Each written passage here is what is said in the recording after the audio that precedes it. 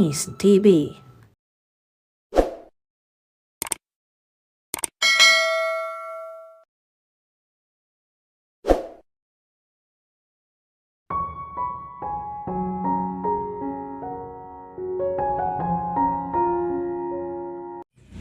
Please, huwag ka naman magalit sa akin, Dominico. Anito, sa tinig na kahit ng bakal ay matutunawa. Kailangan ko talaga ng tulong mo. Sa isang iglap, ay naramdaman niyang lumalambot ang puso niya rito. Kung hindi niya kayang tulungan ang kababata, sino ang tutulong dito? Besides, hindi nga ba't nag-promise siya na nandito siya para sa babae? Nagpakawala siya ng mahabang hininga. Ang kanyang kahinaan ay nasa harapan niya, habang ang mga kamay nito ay nasa kanyang baywang. Pero nagmamadali siya at kailangan alamin na niya ang suliranin nito nang magawan siya ng paraan. Kung hindi man sandaling iyon, ay pag-iisipan niya habang patungo siya ng studio. Alright, alright, sabi niya. Inalis ang mga braso nito mula sa pagkakayakap sa kanya. Bagamat naroon ang pagnanais na manatili ang mga iyon doon habang panahon. Ipinilig niya ang ulo at pagkatapos tumingin muli dito. Sabihin mo nga sa akin kung anong problema mo at titingnan ko kung may magawa akong tulong. Promise, Dominic, ha, tutulungan mo ako. Sa pagkakataong iyon ay napangiti siya. Ang alaala na kanilang kababataan ay biglang gumitaw sa isip niya. Tuwin ay hinihiling sa kanya ni Andrea na mangako sa tuwing may hihingi itong pabor. At matagal ng panahon iyon mula nang marinig niya ang ganun dito. Sweetheart, kahit hindi ako mangako, ay alam mong tutulungan kita, di ba? Basta, mag-promise ka sa akin. Okay, promise. Isang buntong hininga ang pinakawala niya. Alam nitong wala pa siyang ipinangako rito na hindi niya tinupad. One shouldn't make promises if one couldn't keep it. Iyan ang mahigpit niyang pinapaniwalaan sa buhay. Importante ang palabra de honor para sa kanya. Doon nasusukat ang pagkatao ng isa. Tungkol ito kay Mami. Anito, na umaliwala sa mukha nang marinig ang sinabi niya. Bigla ang pag-ahon ng concern sa dibdib niya. Kailan ba sila nagkausap ni Tio Pidela at itanong ang kalagayan ng mami ni Andrea? That was the day Andrea left for Trinidad. At isang linggo nang mahigit iyon. Baka may mangyaring hindi mabuti. Pero tiyak na malalaman niya iyon mula kay Tio Pidela at kay Andrea mismo habang nasa Trinidad pa ito. Ang mami ni Andrea ay para na rin niyang ina. Mula nang mamatay ang asawa nito, ay mag-isa na lang nanirahan sa malaking bahay nito sa Trinidad si Tita Constancia niya, kasama ang mga katulong at si Tio Pidela na mas malimit sa coffee farm kaysa sa bahay. And 7 months ago, Andrea's mother had been diagnosed with angina pectoris. Anong problema ni Tito Constancia, ha, Andrea? Lumalaban sa niya sa puso? Palagi na lang mahina si Mami nitong mga nakaraang linggo, Dominic. Hindi ko siya gustong dulutan ng sama ng loob sa puntong ito. Kumunot ang noo niya. Kung gayon, anong problema mo sa Tita Constancia? Umiwas ito ng tingin. Hindi ko pa nababanggit sa iyo na hindi gusto ni Mami na bumalik pa ako rito sa Maynila. Paiba-iba rin lang daw naman ako ng trabaho. Kaya isang buntong hininga ang pinakawala nito bago muling nagpatuloy. Pero mahal ko ang trabaho ko this time, Dominic. Naniniwala naman siya doon. At sa unang pagkakataon, for almost 3 months now. Manager ng isang antique shop sa isang 5-star hotel si Andrea. Alam niyang mahilig ito sa mga antique, mula sa maliliit na bagay hanggang sa malaki. At nakapanghihinayang na kung kailan pa ito nagtino sa trabaho, ay saka pa ito pauwiin ng ina. Gayunman, nakahinga siya ng maluwag at totoong kaunting pabor lang ang hinihiling nito sa kanya. Malamang na gusto lang ni Andrea na pakiusapan niya ang mami nito na payagan itong manatili sa Maynila. Okay, stop worrying, okay? Kakausapin ko si Tita Constancia. Ipapaliwanag kong maayos naman trabaho mo sa hotel at hayaan ka na muna ni Roon. Pero sa sandali mag-resign ka na naman, ay, hands off na ako. Ayoko na. Umiling ito. Dominic, hindi naman tungkol yun sa trabaho eh. Bagamat doon nagsimula ang lahat, pero hindi doon eh. Hindi tungkol sa trabaho ko. Dadating si Mami rito sa susunod na buwan. I mean, sa sunod na Sabado. At mag-i-stay siya dito mga ilang araw. 1 week or 2 weeks siguro. Ay di kakausapin ko sa tita. Huwag ka mag-alala. At natitiyak kong mapapahinudhod ko ang mami mo. Dominic, kasi dito sa townhouse mo tutuloy si mami dahil sa isang saglit ay natigilan siya. Magiging hindi siya komportable doon. Lalo na't maaawat si Sarah sa pagtungo roon.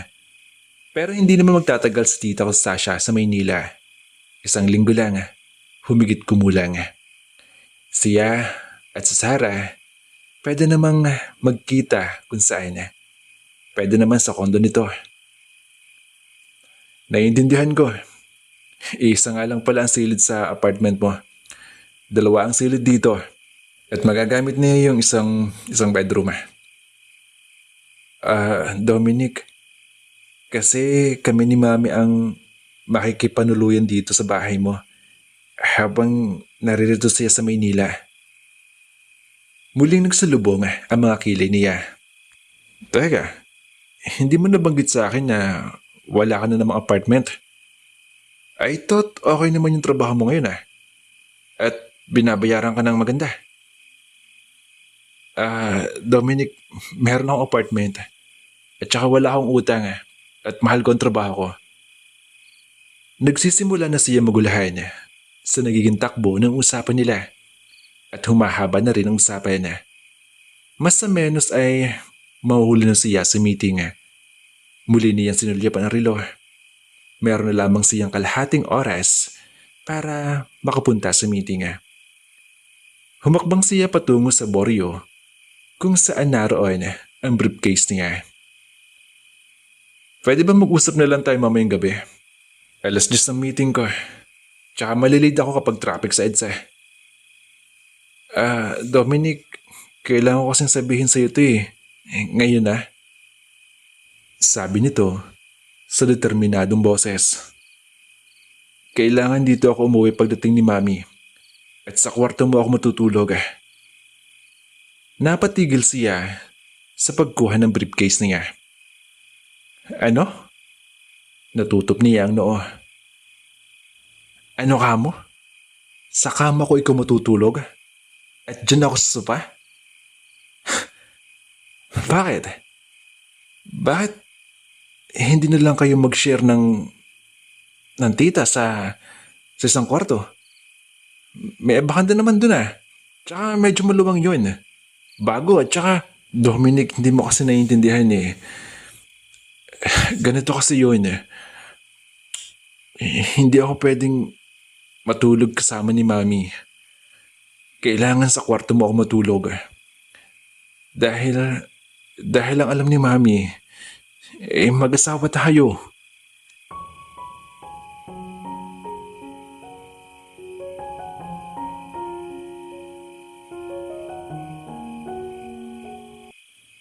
Tulad sa isang slow motion na eksena sa telebisyon, unti-unting pagbaling niya rito. Baka nakaringgan lang niya ito. O tiyak na binibiro na naman siya nito. Ano ang sabi mo, ha, Andrea? Ang, ang alam ni Mami ay mag-asawa na tayo, Dominic. Hindi ko rin alam kung paano nangyari pero sisikapin ko ipaliwanag sa iyo ang lahat. May ilang hakbang ang nakapagitan sa kanila. Nagtama ang kanilang mga mata.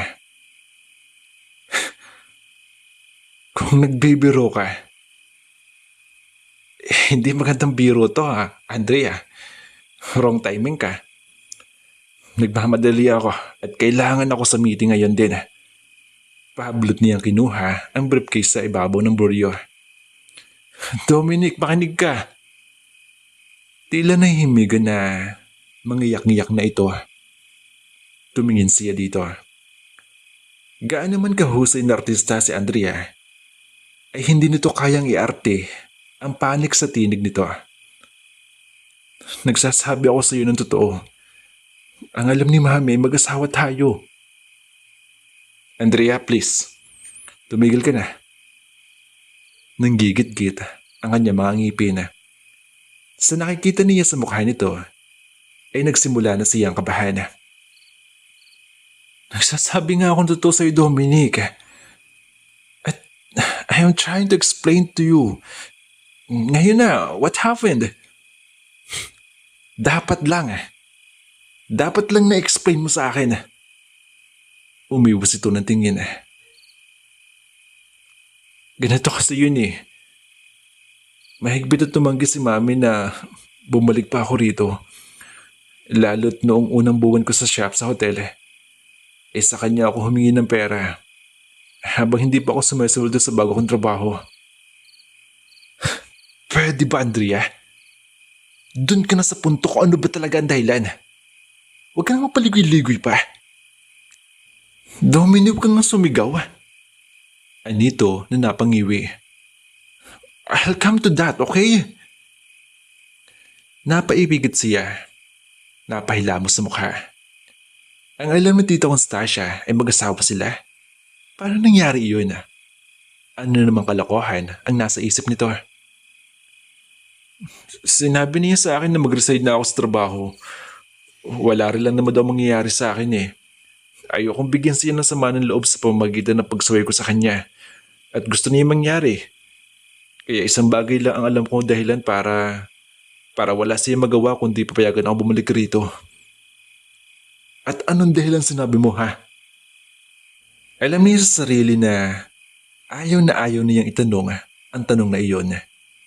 May kakaiba na siyang nararamdaman sa patutunguhan ng usapan nito. Napapigit na lamang si Andrea. Napatingin ito sa sahig. Habang sinusundan na kanya mga mata ang bawat galaw nito. Maya-maya ay tumigil ito at naupo sa sopa. Pagkatapos sa isang maliit na tinig, ay muli ito nagsalita. Ang alam ni Mami, ay kasal tayo. Sabi nito na napakagat sa labi. Yes! Sinabi mo na yan sa akin. Gusto niyang pakalmahin ang sarili. Dahil parang gusto niyang manakala. Manakala ang isang babae at ito yung nasa harap niya. Ang gusto kong malaman ay kung bakit iyon ang alam niya. Malibang isa namang kalokohan lahat ng ito. Tumingin ito sa kanya. Dominic, iyon ang totoo. Hindi ko alam kung paano ko nasabi yun. Pero desperado ako na ayoko umalis sa trabaho ko. I had an auction to attend to next week. Plus the fact na nakita ko sa mukha ni Mami ang sobrang kasiyahan niya na at hindi ko na kayang magawang bawiin pa sinabi ko. Mariin siyang tumingin sa babae. Para bang sa isang sandali, ay may dalawang sungay ang nagsulputan sa magkabilang bahagi ng ulo nito. Matagal na sandali ang nagdaan bago siya nakapuhap ng sasabihin. Sinabi mo sa Mami mo na nagpakasal tayo? Tumango ito at pagkatapos ay nagyuko ng ulo at umiwas na magsalubong ang paningin nila. Luluwas dito sa tita kong Tasha at ang alam niya mag-asawa tayo. He started to feel stupid. Inuulit lang niya ang tanong sa iba't ibang salita, subalit iyon din ang patutunguhan. Sinabi nito sa ina na kasal silang dalawa. Ang eksenang gumuguhit sa emanasyon niya ay tila yaong sa isang gasgas at walang kakwentang-kwentang script ng isang telenovela. Hindi pa rin siya makapaniwala kung iyon ang gustong iparating nito sa kanya. Sigurado siya, hindi umabot sa ganitong sitwasyon ang mga kalokohan ni Andrea.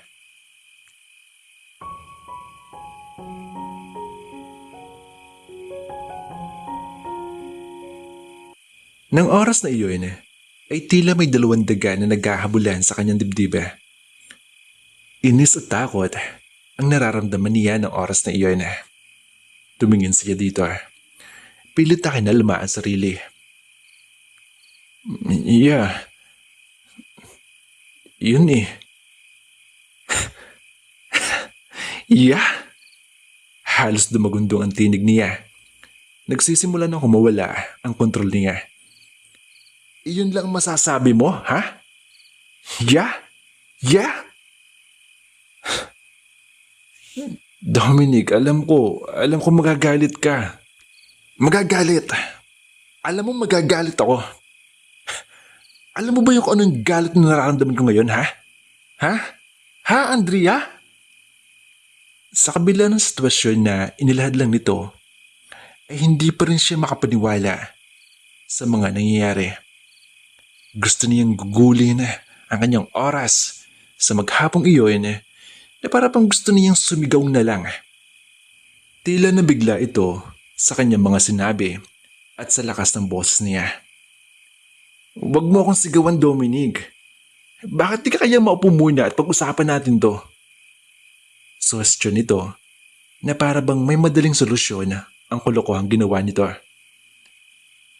Hindi ko gustong marinig iba pang sasabihin, Andrea. Galit na sabi niya. This is the height of irresponsibility and selfishness mo. Paano mo naatim na nagsinguling sa mami mo, ha? Dahil lang gusto mo makabalik sa trabaho mo.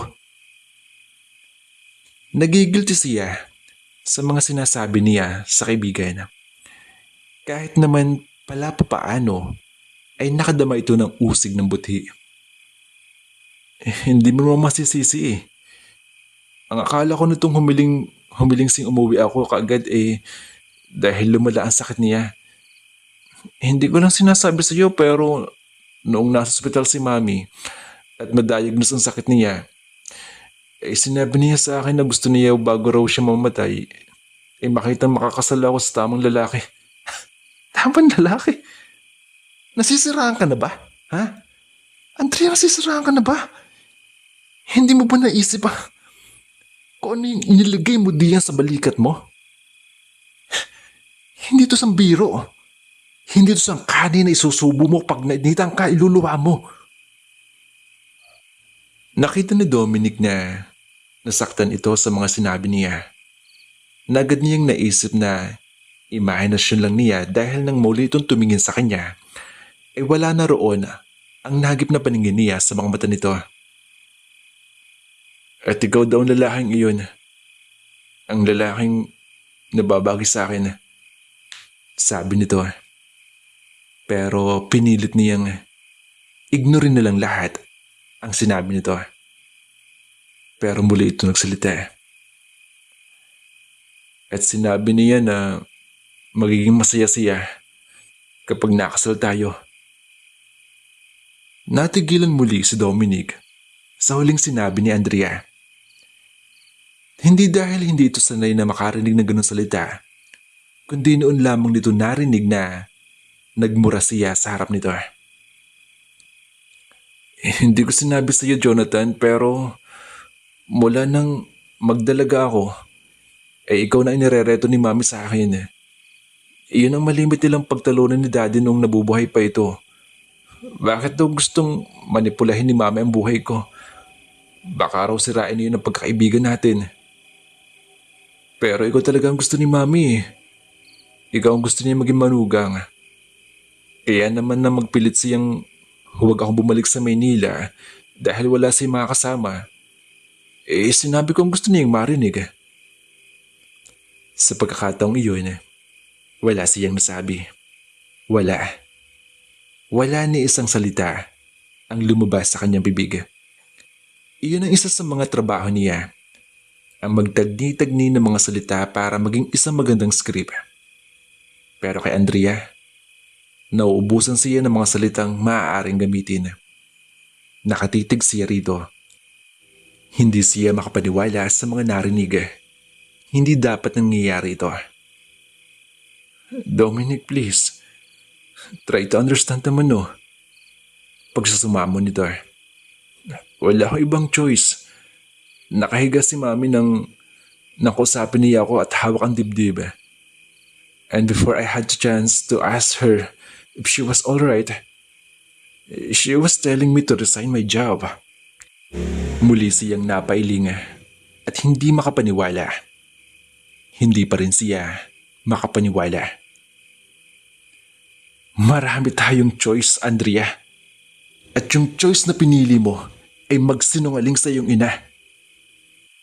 Magsasalita pa sana si Andrea, pero muli siya nagsalita at mabilis niyang dinukdungan ang sinabi. At paano mo naman napaniwala ang mami mo ha? Sa mga kalokohang pinagsasabi mo. Paano niya napaniwala ang nagpasal tayo nang wala malang abiso ha? Hindi tanga ang iyong ina. Muli itong umiwas ng tingin.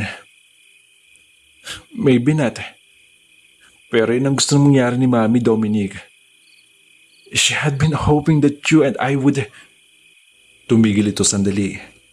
Mababaka sa mga boss nito na pati ito ay hindi rin mapakaniwala sa mga nangyari. Kaya hindi mahirap sa kanya paniwalaan ang sinabi ko. At pinakitaan ko din siya ng mga litrato ng napaangat siya ng ulo at mariing tumingin dito. Litrato? Ha? Andrea, anong litrato? Ha? Anong litrato iyon?